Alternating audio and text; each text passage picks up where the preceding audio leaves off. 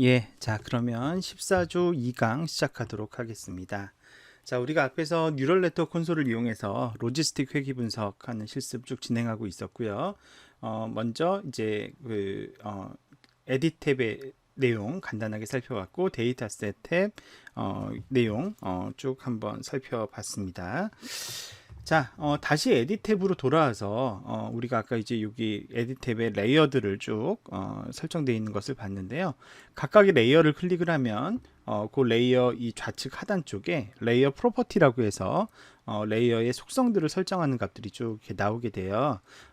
설명들이 여기 나와 있는데 우리가 지금 여기 보면 크게 이제 핵심적인 레이어로 인풋 레이어, 어파인 레이어 이렇게 있는데요. 그런 레이어들의 설정 가능한 속성들 한번 살펴보도록 하겠습니다. 자, 다시 뉴럴 네트워크 콘솔로 돌아와서 에딧을 누르게 되면 이렇게 이제 레이어들을 볼 수가 있고, 여러분들이 레이어를 클릭을 하게 되면 여기 좌측 하단의 레이어 프로퍼티에 이런 이제 속성들을 볼 수가 있습니다. 자, 지금 인풋 레이어로 들어오게 되는 값은 우리 이미지죠. 여기 사이즈가 있는데요. 이미지의 경우에는 컬러의 채널 수, 그리고 이미지의 높이, 이미지의 너비가 순서대로 입력되게 되어 있어요. 지금 이거 같은 경우에는 컬러의 채널 수가 하나잖아요. 이거는 이제 그레이스케일 이미지라는 거죠.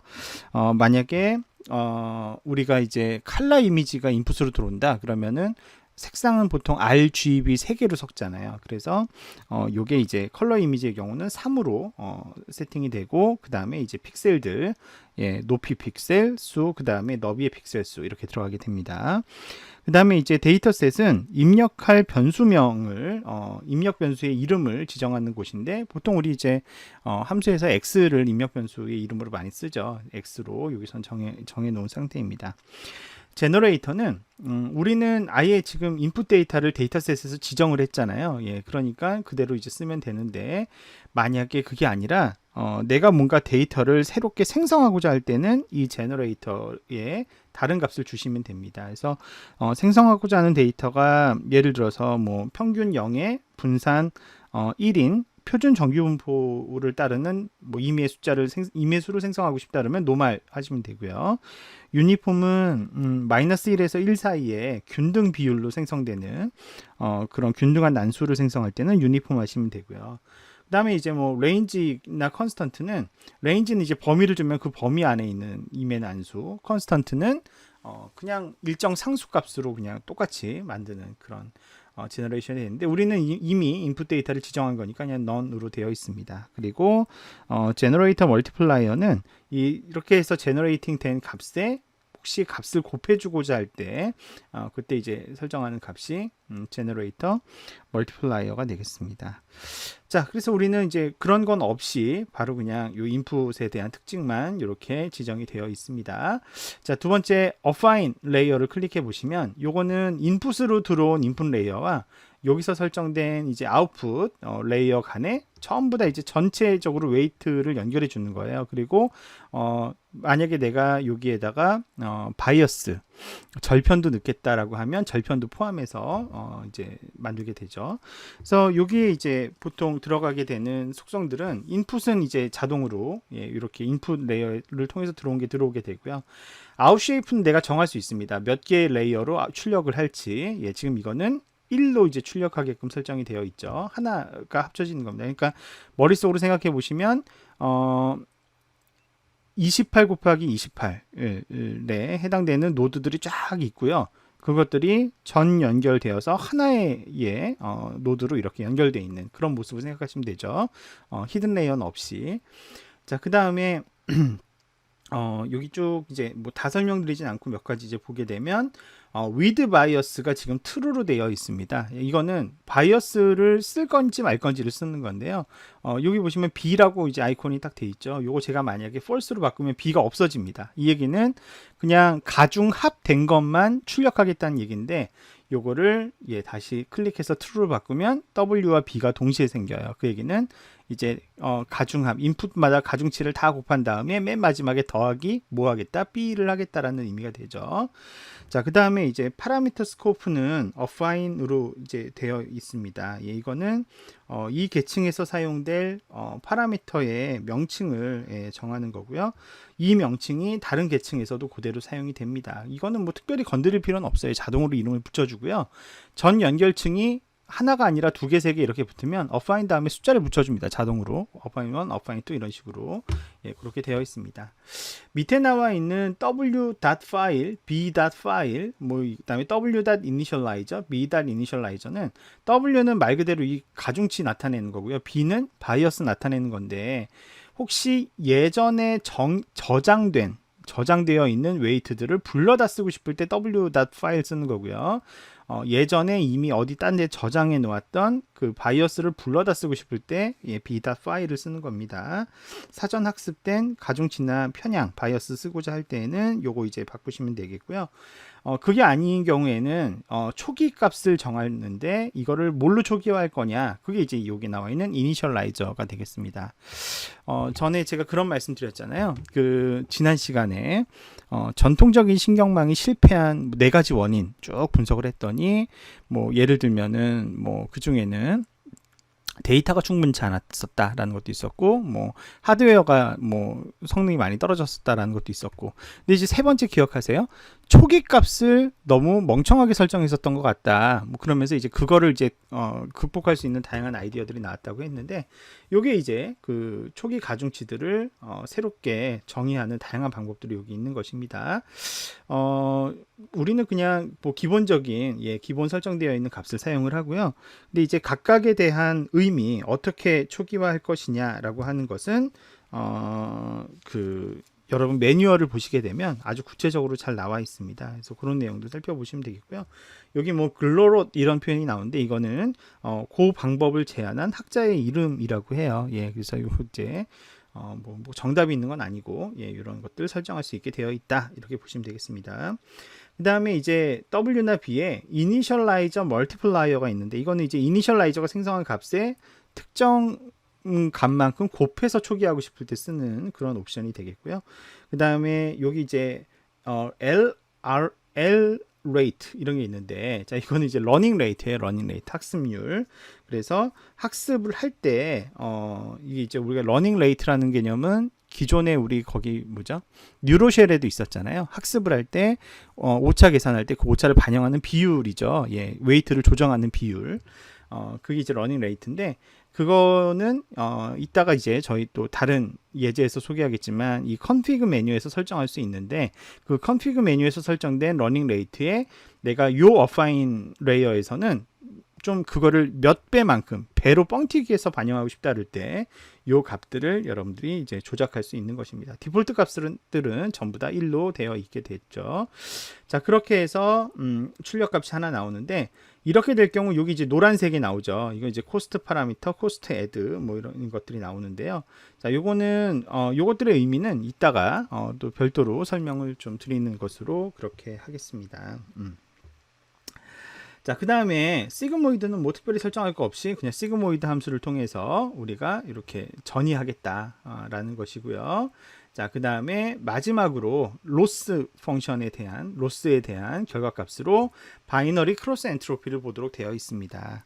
이 바이너리 크로스 엔트로피는 출력층에서 사용하는 이제 오차함수로서 주로 이제 이분류 문제에 특화된 이분류 문제에 적용이 되는 교차 엔트로피 값을 조회하는 그런 레이어가 되겠습니다. 그래서 지금 여기 바이너리 크로스 엔트로피의 이 세팅 값을 보면 t.dataset 데이터셋인데 아마 이 t는 타겟인 것 같아요. 그 데이터셋 이름을 우리는 이제 y로 정하겠다. 아까 인풋 데이터셋을 우리가 x로 정한 것처럼 여기서는 예측할 종속 변수명을 이제 y로 지정을 해준 것이고요. 그 다음에 이제 t.generator, 혹시 출력값도 네가 정답이 따로 정해진 게 아니라 생성할 거니를 물어보는 건데 우리 생성할 거 아니라서 넌이죠. 이건 마찬가지로 우리 아까 인풋값 생성하듯이 이렇게 다양한 옵션별로 생성을 할 수가 있게 되어 있습니다. 제너레이션한 값에 어떤 특정 값을 곱해줄 거면 여기 1 이렇게 되어 있고요. 예, 이런 식으로 이제 설정이 되어 있다 이렇게 확인할 수가 있겠습니다. 자, 그 다음에요. 여기 오른쪽에 보시면 통계량이라고 해서 지금 이 제시되어 있는 네트워크가 얼마나 많은 그런 연산을 필요로 하는지 얼마나 많은 다양한 유형의 어떤 임시 저장소나 연산 행위를 필요로 하는지가 합쳐져서 종합적으로 제시되고 있는 그런 창이 나오게 됩니다. 보시면 다양하게 그 항목들이 나눠져 있는데요. 뭐 아웃풋도 있고 코스트 파라미터도 있고 코스트 애드도 있고 이런 것들이 쫙 있죠. 자, 이것에 대한 의미는 제가 별도의 슬라이드를 이용을 해서 이렇게 정리를 했습니다. 매뉴얼에 있는 내용을 이제 표를 그대로 캡처해서 가져왔는데요. 아웃풋은 임시로 저장되어야 하는 그런 어떤 그러니까 연산 프로세스 과정 중에 계산 과정 중에 임시로 계산된 값들이 저장되는 공간의 개수가 몇 개냐, 몇 개의 변수를 얘가 품고 있어야 되느냐, 출력 값으로 결국은 각 층의 출력 결과값들의 개수의 합이 요 787이라는 결과값이다 이렇게 보시면 되겠고요. 코스트 파라미터는 그래서 이 전체 뉴럴 네트워크가 갖고 있는 파라미터의 개수, 추정해야 될 파라미터의 개수가 몇 개냐, 이게 이제 코스트 파라미터입니다. 코스트 애드는 이 네트워크를 연산해내는 과정에서 덧셈을 총 몇 번 하는지, 곱셈을 총 몇 번 하는지, 곱해서 더하는 거를 총 몇 번 하는지, 그 다음에 나누기를 몇 번 하는지, 엑스포넨셜, 예, 지수를 몇 번 연산해야 되는지, 그 다음에 이제 조건에 따라서 뭔가 의사결정이 나눠지는 연산은 몇 번 하는지가 이렇게 착 개수를 세워주는 거예요. 요 개수가 많으면 많을수록 네트워크 연산이 복잡해진다는 의미인데요.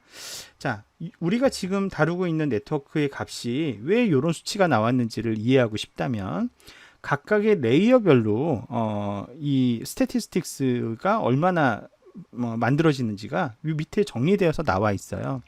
여기 보시면 붉은색 글씨로 아웃풋이 인풋 레이어의 아웃풋은 뭐예요? 처음에 값들이 들어오면 이거를 28 곱하기 28에 노드의 개수로 이렇게 출력 값들을 쫙 만들어서 이게 이제 인풋 결과 값으로 들어가는 거잖아요. 전 연결층에 28 곱하기 28 총 몇 개예요? 예, 784개라고 우리가 계산할 수 있죠. 그래서 인풋 레이어에서의 임시 결과값으로 아웃풋으로 784개가 만들어지고요. 자, 그 다음에 이제 전 연결층도 봅시다. 전 연결층 어파인 레이어를 보게 되면 자, 여기서는 우리가 뭘 추정을 해야 되냐면 이 W, 그쵸? 사실은 지금 우리가 이 학습하고 있는 신경망의 핵심은 이 어파인 레이어의 W를 얼마로 할 것인지, 그 다음에 요 B값, 바이어스 값을 얼마로 할 것인지가 결국은 핵심이 되겠습니다.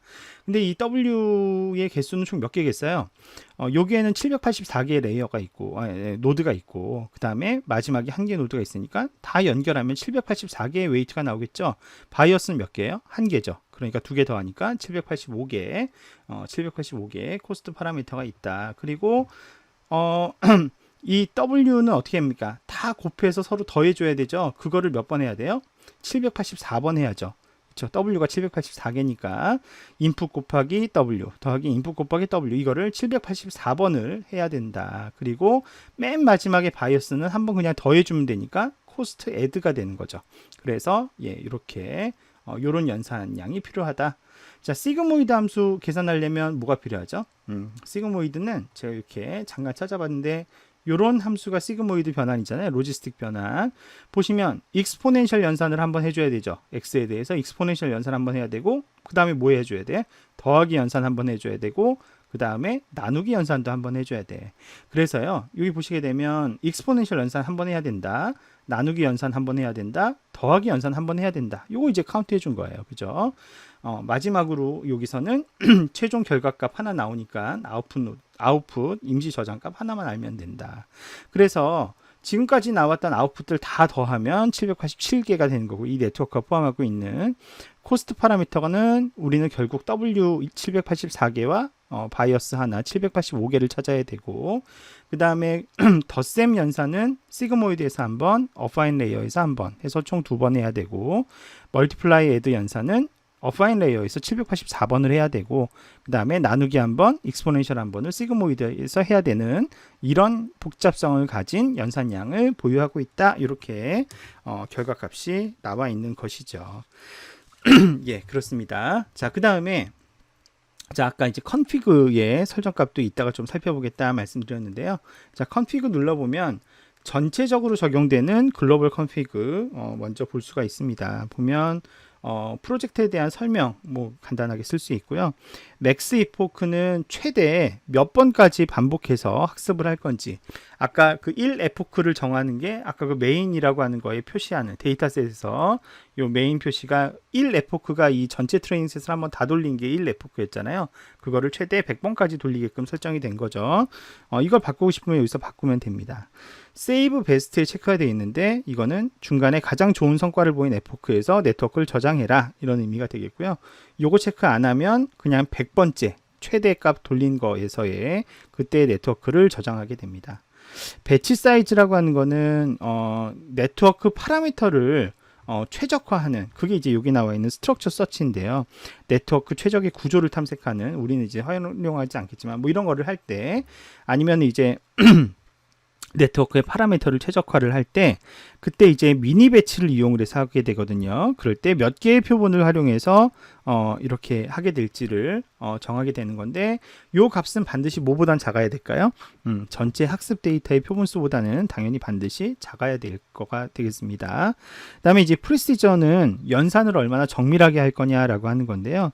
디폴트 값은 플로스로 되어 있고요. 요거를 half로 바꾸게 되면은 절반 정도의 연산 정밀도, 그러니까는 이제 32비트 부동 소수를 적용하지 않고 16비트를 적용해서 조금 더 연산을 단순하게 하는 대신 속도가 빨라지는 뭐 그런 게 가능하겠습니다. 그리고 이따가 이제 결과값 보여줄 때 얼마나 자주 이거를 업데이트할지, 예, 그런 것들을 여기서 이제 글로벌 컨피그에서 지정을 할 수가 있게 되겠습니다. 예, 그 이외에도 뭐 옵티마이저, 최적화를 하는 학습 알고리즘을 뭘로 할 건지 쭉 있는데요.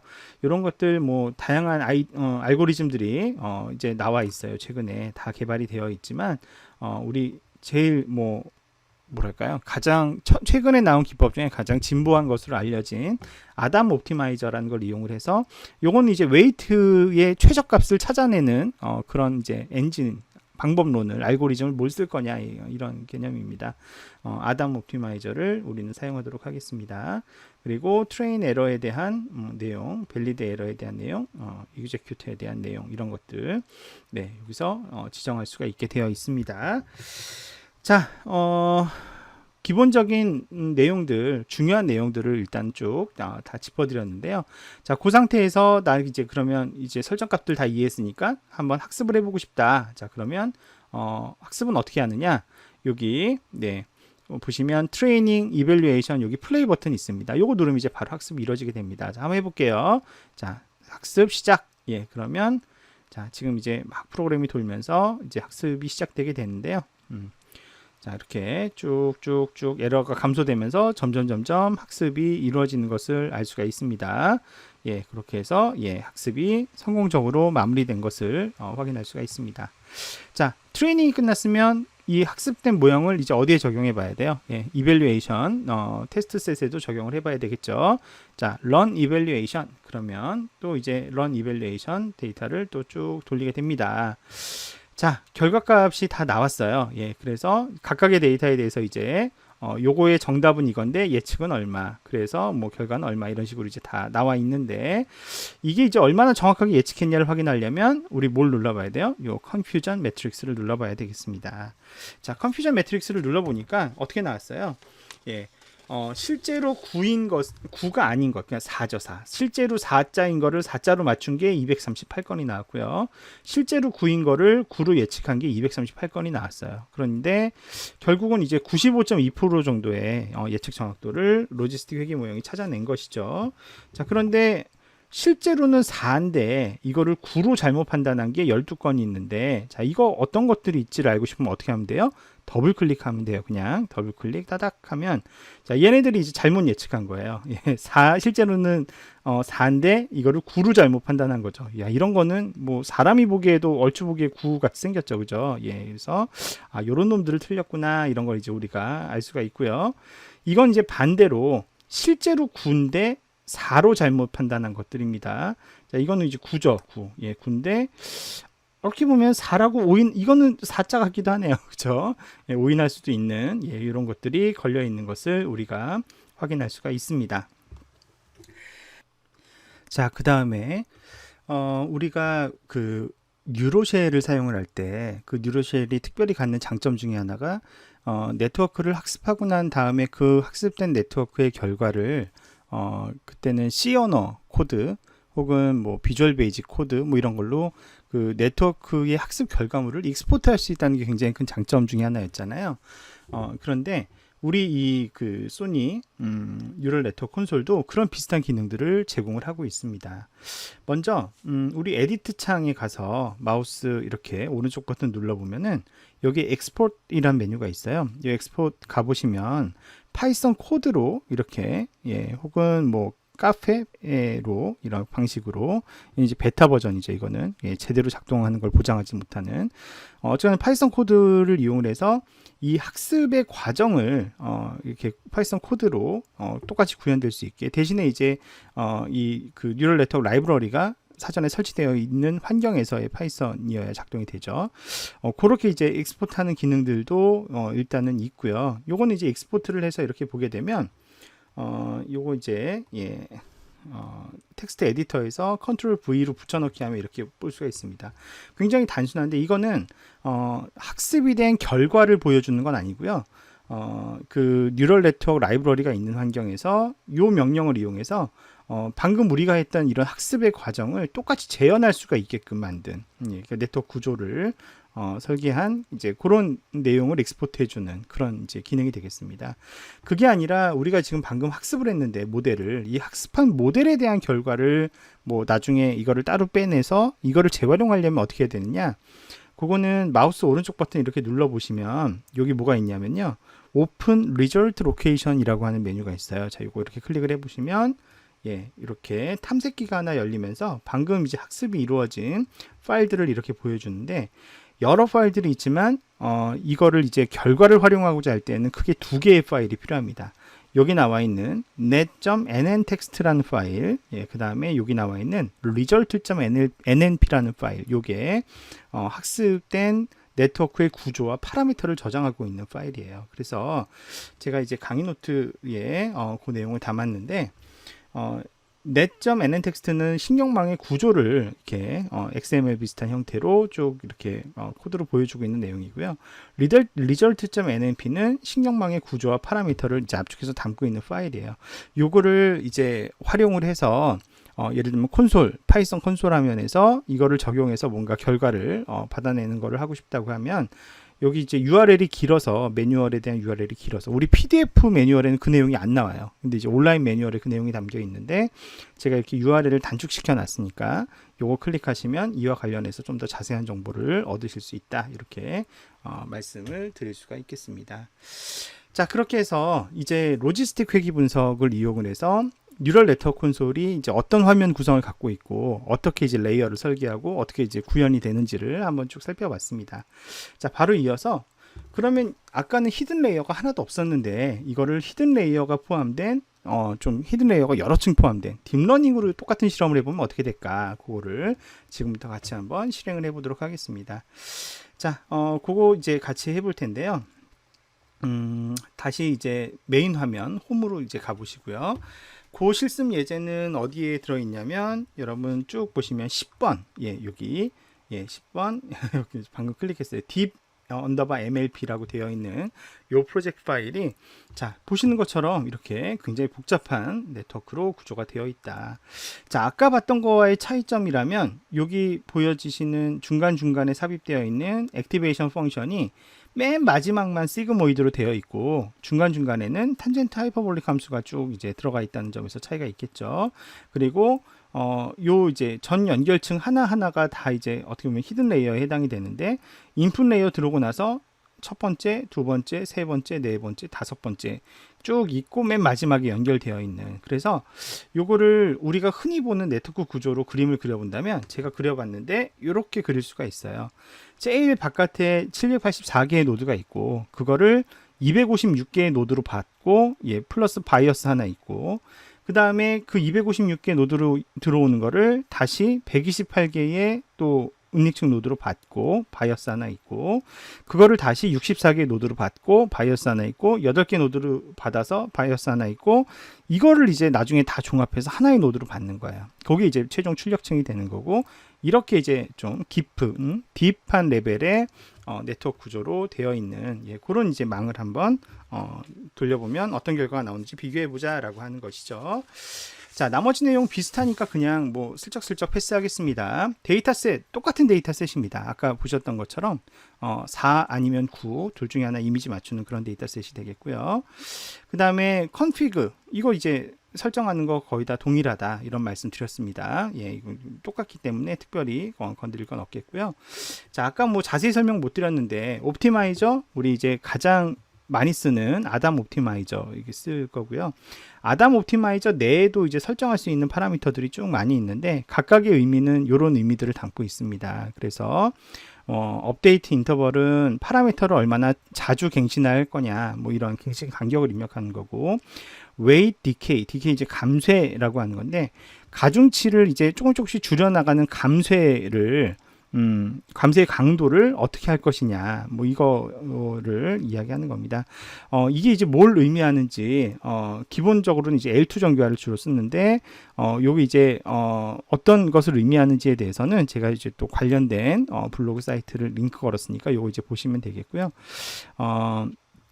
이게 이제 할 수 있는 역할은 특정 가중치가 너무 커지면 그거에 대한 이제 과적합이 발생될 수 있잖아요. 그래서 각 가중치의 제곱을 코스트 함수에 반영을 해서 어떤 가중치가 한쪽이 급격하게 커지지 못하게 막는 뭐 그런 의미가 있다. 뭐 이렇게 간단히 설명할 수 있습니다.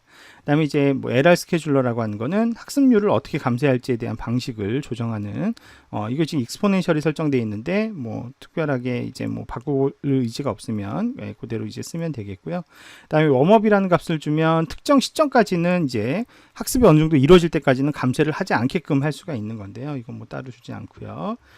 그다음에 이제 executor라고 하는 맨 마지막 옵션에는 read back propagation이라는 옵션이 있는데 이거는 우리는 보통 트레이닝에서만 학습을 하고 밸리데이션, 이밸류에이션에서는 학습을 안 하잖아요. 근데 그게 아니라 이밸류에이션 때조차도 역전파를 통해서 가중치를 조정을 해서 학습 때처럼 가중치를 조정을 할 것인지 말 것인지 그게 이제 이 옵션이에요. 그러니까 우리는 보통 이밸류에이션을 할 때는 모델에 손을 대면 돼야 안 돼요. 안 되는 게 일반적이잖아요. 그러니까 이게 당연히 언체크 되어 있는 게 디폴트인데요. 이게 뭐 연구 목적으로는 이 옵션을 당연히 안 써야 되겠지만 연구 목적이 아니라 하나의 데이터라도 아무튼 최대한 반영해서 내가 모델을 업데이트하고 싶다. 그럴 때는 요 체크박스도 체크를 해서 이렇게 실험을 돌릴 수가 있습니다. 이런 이제 옵션들 아까 보셨던 로지스틱 리그레션하고 똑같아요. 옵션들은 다 똑같고 기본 설정값 다 똑같이 적용이 되어 있는데 단지 차이라면 이제 말씀드렸던 것처럼 아까는 네트워크가 784개에서 그냥 하나로 바로 연결되어 있는 게 끝이었고 이번에는 은닉층이 가운데에 4개나 들어가 있는 그런 점이 가장 결정적인 차이라고 할 수가 있겠습니다. 자, 그래서 모델 설명 다 됐으니까 이렇게 아까 보신 거에 비해서 스태티스틱스를 보면 연산을 해야 되는 양이 훨씬 많아요. 그죠? 코스트 파라미터의 개수도 뭐 24만여 개나 되고요. 그죠? 아웃풋 임시 저장소도 1699개를 저장해야 되고 연산 횟수도 굉장히 많은 아까보다 훨씬 더 복잡해진 그런 연산의 구조를 띠고 있고요. 자, 그다음에 뭐 데이터셋 컨피그 아까 드린 대로 그대로입니다. 아담 옵티마이저를 쓸 거고 그다음에 화면이 작아서 잘 안 보이는데 이런 이제 구체적인 옵션들도 다 이제 동일하게 설정이 되어 있는 그런 말씀 드렸습니다. 자, 그다음에 그러면 이제 뭐 설정 값이 똑같기 때문에 저희 바로 학습 한번 들어가 보도록 하겠습니다. 아무래도 아까 했던 로지스틱 리그레션보다는 조금 더 오래 걸릴 걸로 예상이 되는데 한번 시작을 해볼게요. 자, 트레이닝 눌렀습니다. 예, 그래서 이제 시작을 합니다. 자랑이 아니고요. 제 노트북이 그 그래픽 카드도 아까 좀 고성능이 달려 있다고 했고 성능이 좋은 편이라서 비교적 빠르게 수행이 가능한 그런 모델이 됩니다. 그래서 방금 이제 학습이 끝났어요. 예, 잘 끝났고, 자, 이거 이제 결과를 비교를 해보기 위해서는 이밸류에이션을 해봐야 되겠죠. 자, 이밸류에이션 또 클릭해서 결과를 돌려보겠습니다. 예, 이밸류에이션이 순식간에 끝났습니다. 자, 컨퓨전 매트릭스를 통해서 결과값을 한번 비교해 보겠는데요. 자, 컨퓨전 매트릭스 클릭 이렇게 해보니까, 자, 아까는 어땠어요? 아까는 여기도 12개, 여기도 12개, 오분류한 경우가 총 24건으로 나타났습니다. 그렇죠? 아까 로지스틱 회귀 분석 돌렸을 때는 요것도 12개, 요것도 12개, 총 24개의 오분류건이 나왔는데, 은닉층 4개를 두어서 좀 더 딥하게 네트워크를 구축을 했더니 요게 이제 줄었어요. 그죠? 실제로는 9인데 이거를 4로 오판하는 경우가 3건이 줄어서 아까보다 예측 정확도가 살짝 95.8%로 살짝 개선되었음을 우리가 확인을 할 수가 있더라라는 것이죠. 예, 그래서 이렇게 딥러닝이 과거에는 우리가 은닉층의 노드를 여러 층을 두게 되면 실은 이게 학습도 제대로 안 되고 오히려 오버피팅이 발생한다, 뭐 이런 한계가 있다고 얘기를 했는데, 지금 보시는 것처럼 이렇게 설정을 해서 우리가 실험을 돌리게 되면 이제는 더 이상 그러지 않는다는 거죠. 예, 그런 이제 예방책들이 다 마련이 되었고, 그 다음에 뭡니까? 활성 함수를, 시그모이드 함수를 쓰지 않는다면, 이렇게 그레디언트가 사라지는, 소실되는 그런 효과가 발생하지 않기 때문에 이렇게 은닉층의 개수를 4개, 5개를 두어도 학습이 효과적으로 이루어지는 것을 확인할 수가 있습니다. 자, 여기 다시 홈 탭 눌러보시면 망들이 굉장히 다양하게 있습니다. 굉장히 다양하게 있어서 사실은 요새 많이 이슈가 되는 적대적 생성 신경망 이런 것까지도 여기 안에 다 탑재가 되어 있는 것으로 제가 알고 있는데요. 근데 이 망들을 다 다뤄보면 좋겠지만 지금 이제 시간 내 한계가 있고 하기 때문에 이미지를 처리하는데 가장 성능이 효과적이고 좋은 것으로 알려진 마지막 주제로는 합성곱 신경망의 원리를 좀 더 간단하게 살펴보고, 그 합성곱 신경망으로 똑같이 우리 이 뉴럴 네트워크 콘솔로 실험을 해보는 그 내용으로 마지막 실험을 한번 진행을 해보도록 하겠습니다.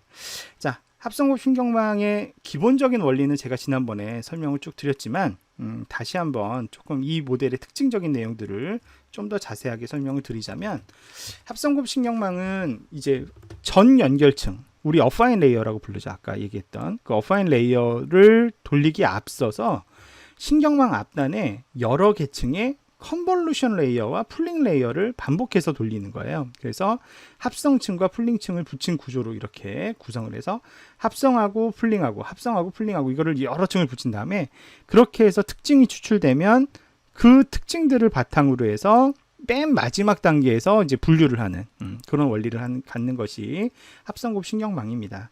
다른 것보다도 이미지를 인식하는데 굉장히 강력한 것으로 알려져 있는 그런 특징이 있는 딥러닝 알고리즘의 한 유형이 되겠는데요.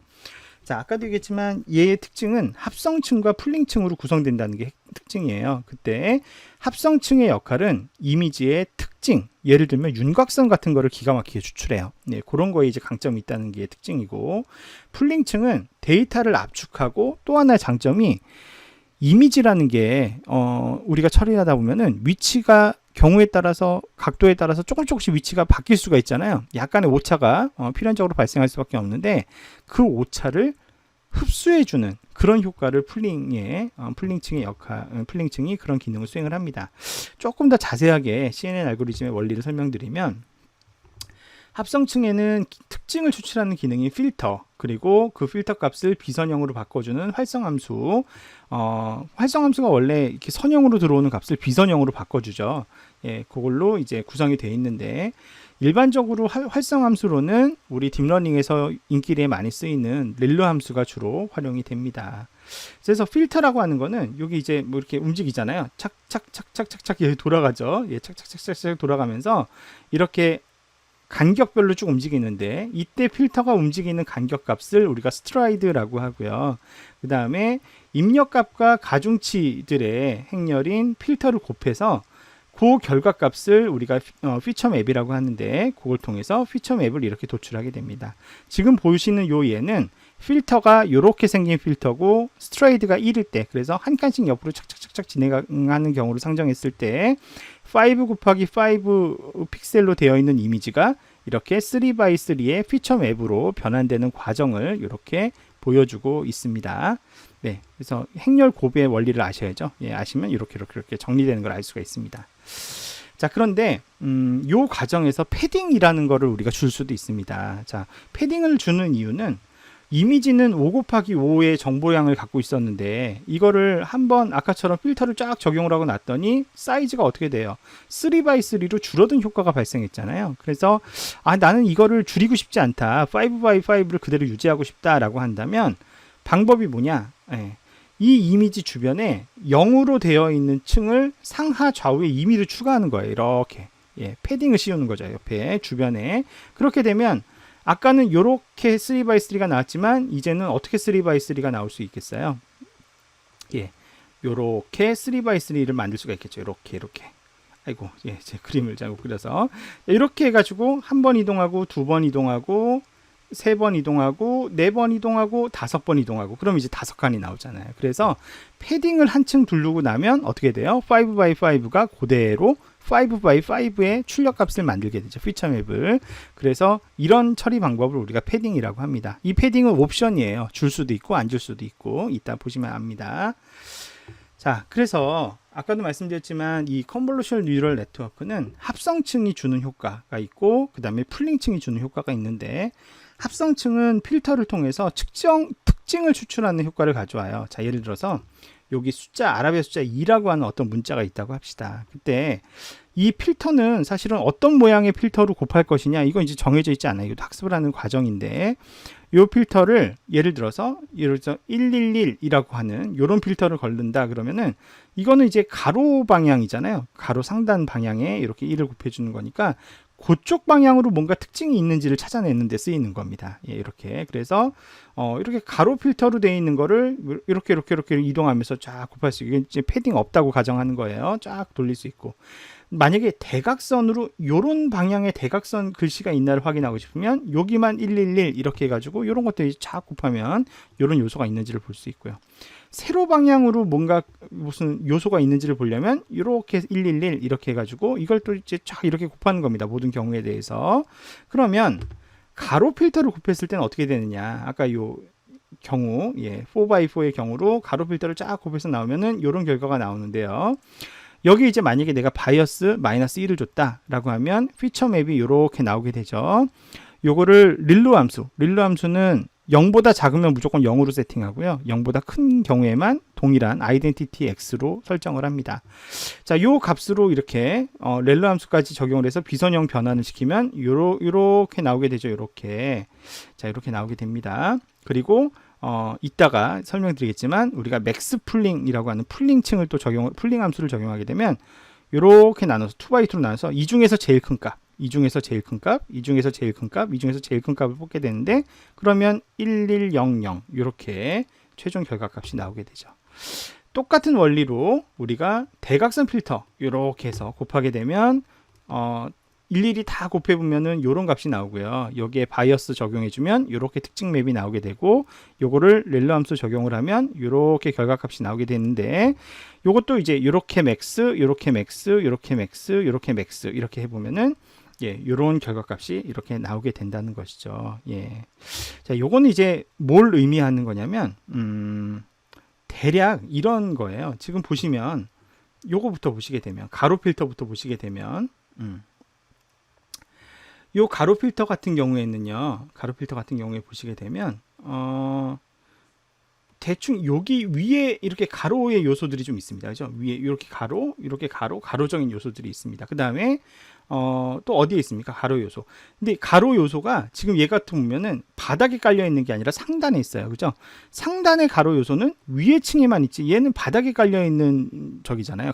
가로잖아요. 감지를 못 하게 되죠. 그래서 대충 위쪽 방향에서 가로가 감지된다. 이런 이제 의미가 되는 거고요. 대각선 같은 경우에 주로 어디에 있습니까? 여기도 대각선. 그죠? 여기도 대각선, 여기 대각선, 여기 대각선이 아주 진하게 있죠. 여기 대각선 이런 식으로. 그래서 대각선은 좀 더 이제 강하게 우리가 대각선들 찾을 이런 방향의 대각선을 찾아 짓는 애들이 조금 더 다양하게 캡처가 되는 것이죠. 그죠? 이렇게. 자, 그 다음에 이제 세로 방향은 어떻습니까? 세로 방향은 대충 여기에 세로 방향, 그 다음에 여기에도 세로 방향 이렇게 있어서 똑같은 원리로 쭉 이렇게 특징을 뽑아오면 대략 이런 식으로 요약이 되는 것을 알 수가 있습니다. 예, 그래서 우리가 이제 풀링 값을 이용을 해서 맨 마지막에 다 적용을 하고 나면 필터의 특징이 나타나는 대략의 위치와 강도, 아까도 얘기한 것처럼 가로 방향은 대충 위쪽에서, 이 윗 필터는 이쪽에서 나오는 것 같고, 그 다음에 대각선, 요런 방향의 대각선은 여기저기 많이 나오는, 주로 이제 전반적으로 좀 4분면 모든 데서 나오는 것 같고, 세로 필터는 이쪽에서 나오는 것 같고, 이런 식으로. 그래서 지금 여기 같은 경우에는 대각선 필터에 대한 풀링 값이 뭔가 좀 큰 값으로 보통 구성되는 걸 알 수 있는데, 이렇게 풀링 값이 크다는 거는 해당 데이터 안에 요 필터의 특징이나 성분이 많이 포함되어 있다는 것을 의미를 하게 됩니다. 그래서 2라고 하는 요 모양 자체에 이미 대각선 특징이 가로나 세로보다는 좀 더 이 대각선 특징이 많이 있다. 그래서 숫자 2를 판독하는 데는 대각선 필터를 통해서 추출된 특징이 더 유용하다, 이런 걸 알 수가 있다는 거죠. 이런 거를 다른 알고리즘에서는 특별히 반영하기가 어려운데, 이 합성곱 신경망에서는 이 필터를 적절하게 자동으로 학습을 해서 특징을 잘 뽑아내게끔 그렇게 학습을 할 수 있다는 점이 큰 장점 중에 하나라는 거예요. 두 번째, 이제 풀링층과 관련해서는 풀링층이 원래 이제 위치에 오차를 흡수하는 효과를 가져온다고 했는데, 그 이제 예를 한번 들어볼게요. 만약에 여기 보시면 걸쳐지면 얘는 이제 걸쳐지는데 여기는 아무것도 없잖아요. 요거를 이제 전부 다 까맣게 1, 요거는 0 이런 식으로 우리가 마킹을 한다고 하면, 똑같은 칠이 오른쪽에 있을 때랑 왼쪽에 있을 때는 이렇게 얘는 이렇게 감지되고 얘는 이렇게 감지될 텐데 서로 일치하는 면적이 그렇게 많지가 않아요. 그런데 우리가 풀링을 적용하면 이 중에서 제일 큰 값 1이 있으니까 1이 되는 거고, 이 중에서 제일 큰 값, 이 중에서 제일 큰 값, 이런 식으로 풀링을 하게 되잖아요. 이렇게 되면 서로 일치하는 면적이 많아진다는 거죠. 그래서 얘랑 얘가 실제로는 위치만 살짝 바뀌어 있지만 같은 모양인데, 풀링을 적용하면 그런 이제 풀링하는 과정에서 위치 오차가 흡수되는 효과를 가져오기 때문에 이거랑 이거가 사실은 같은 문자다라는 것을 인식할 가능성이 높아지는 장점이 있다는 겁니다. 그래서 합성곱 신경망이 이미지를 처리하는데 특별히 강점이 있다, 이렇게 우리가 알고리즘상으로 얘기할 수가 있는 것이죠. 자, 그러면 우리가 CNN을 실제로 뉴럴 네트워크 콘솔을 이용을 해서 한번 설정을 해보고, 그 다음에 모델을 한번 돌려보는 그런 내용으로 진행을 한번 해보도록 하겠습니다. 자, 우리 CNN이 예제로 똑같이 들어가 있는데요. 몇 번째 예제냐면 로지스틱 바로 다음 예제인 두 번째 예제로 포함이 되어 있습니다. 자, 예제 한번 들어가서 돌려보도록 할게요. 자, 뉴럴 네트워크 콘솔 다시 돌아왔고요. 우리가 아까 1번 예제 한번 해봤고 10번 예제 해봤는데, 이번에는 두 번째 예제인 요 바이너리 CNN 요거 한번 해보겠습니다. 자, 보시면 구조가 이렇게 되어 있고요. 보시면 컨볼루전 레이어, 맥스 풀링 레이어, 그 다음에 컨볼루전 레이어, 맥스 풀링 레이어 이렇게 되어 있고, 그 다음에 이제 그 결과값이 나오고 난 다음에 적용되는 액티베이션 펀션으로는 탄젠트 하이퍼볼릭, 탄젠트 하이퍼볼릭, 그 다음에 이제 전 연결층도 두 층 연결했어요. 그죠? 한 층 연결해서, 탄젠트 하이퍼볼릭, 그 다음에 마지막으로 또 전 연결층 연결해서 시그모이드 펑션, 이런 식으로 구성이 되어 있습니다. 마지막 하나 이제 최종 결과값은 시그모이드로 나오게 이렇게 구성이 되어 있죠. 자, 그래서 이 네트워크 구조를 우리가 알아보기 쉬운 일반적인 네트워크 구조로 다시 보여드린다면 이렇게 생겨 먹은 겁니다. 입력값으로 이렇게 28 곱하기 28 곱하기 1에 784개의 노드가 들어오면 요거를 이제 이미지를 이렇게 돌려서 요거는 이제 5 곱하기 5 곱하기 1에 해당되는 커널 쉐입이 5 곱하기 5로 되어 있죠.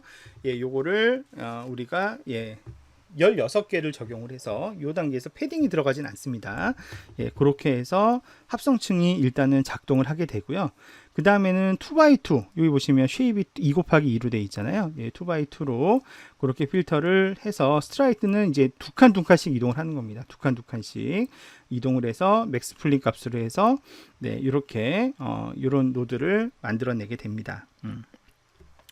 자, 그 다음에는 다시 5 곱하기 5 곱하기 16개에 해당되는 필터를 8개를 적용을 해서 패딩 없이 이렇게 이제 노드 값을 만들어내고 그 다음에 또 똑같이 2x2 필터 이렇게 해서 적용을 해서 값을 산출하게 되고요.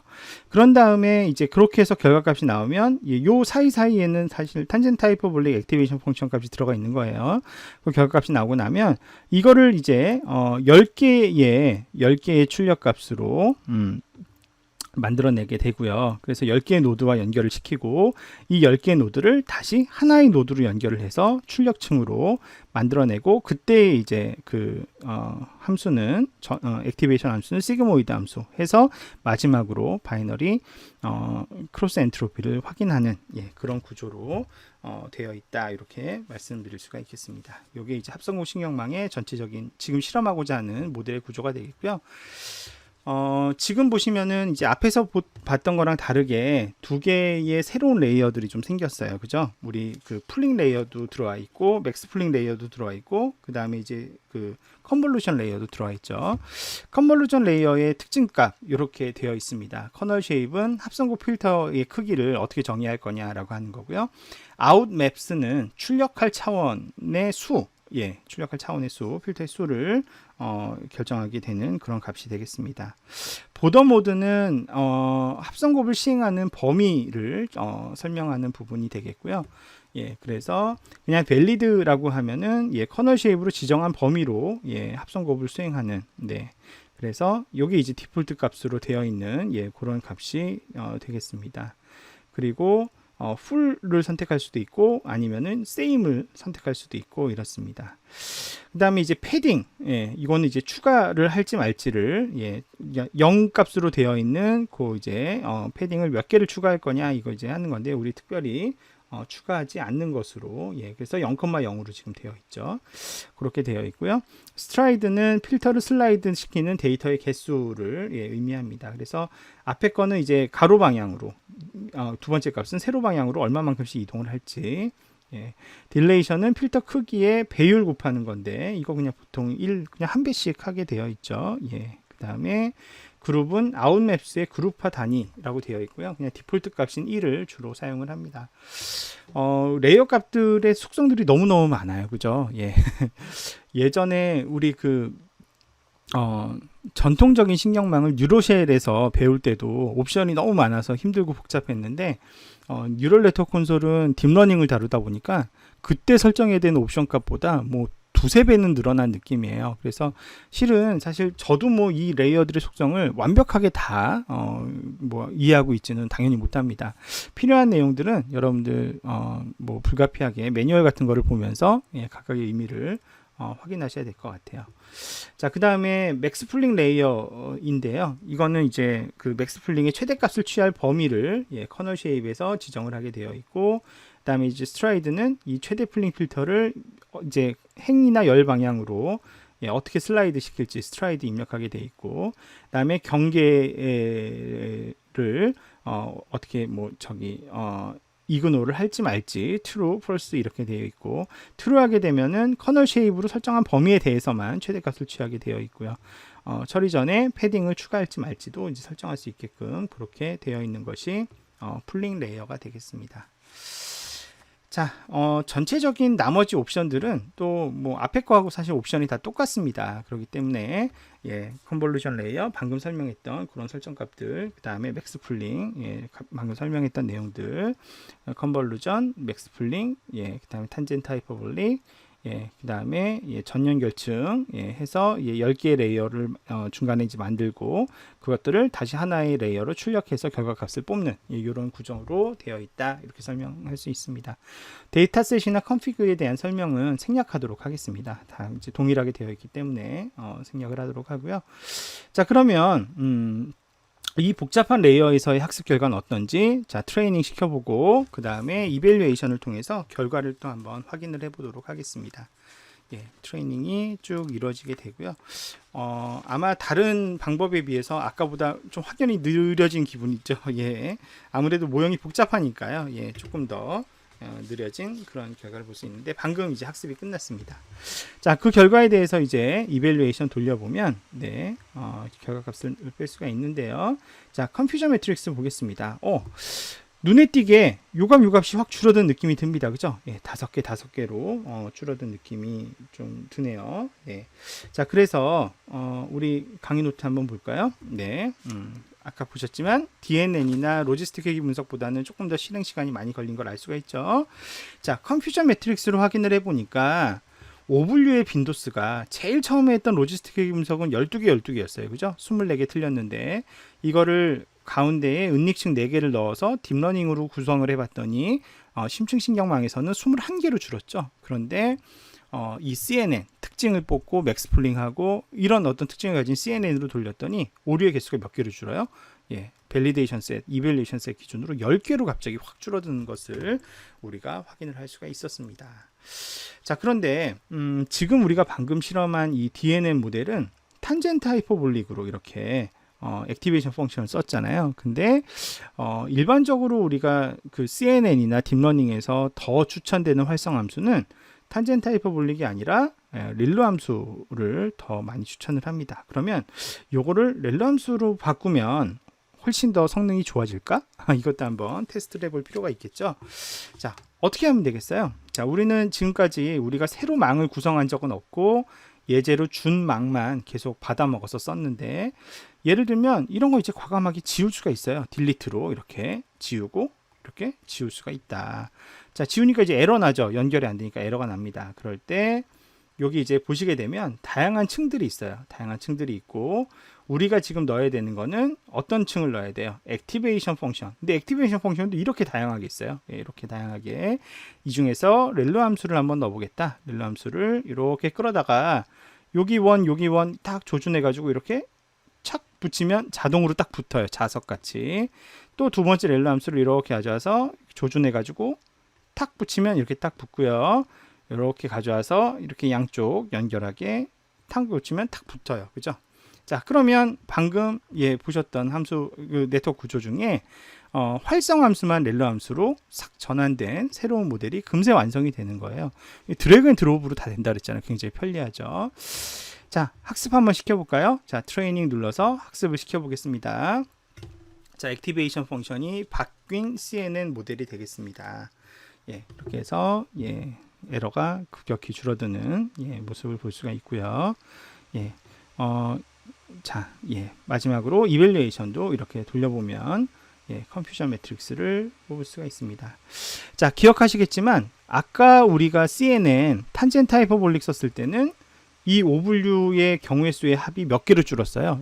5 해서 10개로 줄었죠. 그런데 이거의 활성 함수를 렐로 함수로 바꿨더니 어떻게 되나요?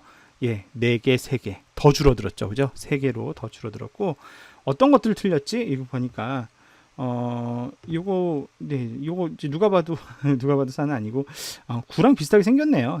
이런 것들 4개만 틀린 걸로 우리가 알 수가 있고 그다음에 요거 실제로 9인데 그 4로 판단한 거 이거 애매하네요. 그죠? 진짜 어려운 거 3개만 이렇게 틀린 것을 확인할 수가 있습니다.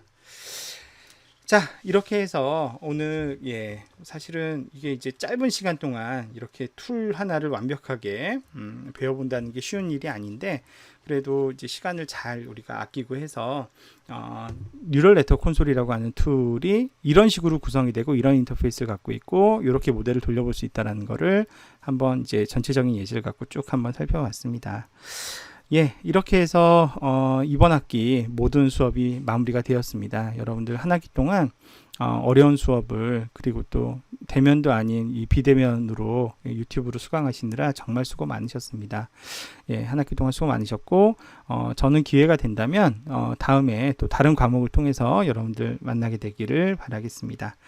예, 정말 수고 많으셨습니다. 한 학기 동안 수고 많으셨고요. 그러면 이상으로 14주차 비즈니스 애널리틱스 강의를 모두 마치도록 하겠습니다. 예, 수고 많이 하셨습니다. 감사합니다.